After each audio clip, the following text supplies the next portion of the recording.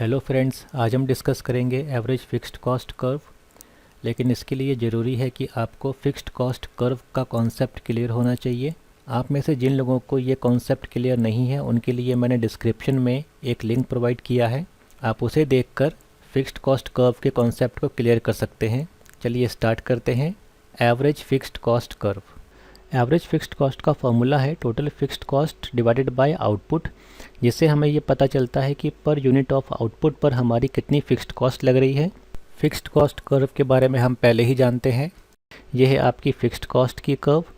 ये fixed cost की curve x axis से हमेशा हॉरिजॉन्टल होती है, क्योंकि प्रोडक्शन के कम या ज़्यादा होने का फ़र्क फिक्स्ड कॉस्ट के ऊपर नहीं पड़ता, ये हमेशा सेम रहती है।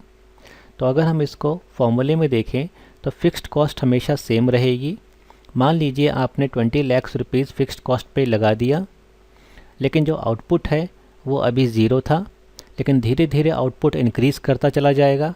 और जैसे जैसे ये आउटपुट इंक्रीज़ करेगा और आप इसको फिक्स्ड कॉस्ट से डिवाइड करते चले जाएंगे, तो हर बार जो डिवीज़न का रिज़ल्ट है वो पहले के मुकाबले कम होता चला जाएगा। तो इस कर्व को अगर हम फिगर में देखें तो एक्स एक्सिस पे आपको दिखेगा आउटपुट और वाई एक्सिस पे कॉस्ट को शो किया गया है। और आपकी एवरेज फिक्स्ड कॉस्ट की कर्व ये है, जो कि downward sloping to the right जा रही है। ये इस तरह से इसलिए मूव कर रही है क्योंकि अभी हमने ये देखा कि फिक्स्ड कॉस्ट कांस्टेंट रहती है, लेकिन आउटपुट इंक्रीज़ होता रहता है।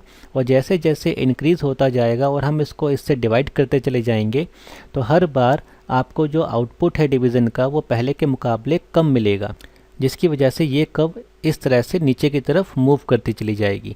पर एक चीज़ का ध्यान रखिएगा, ये जितना भी आगे जाए लेकिन कभी भी एक्स एक्सिस को टच नहीं करती।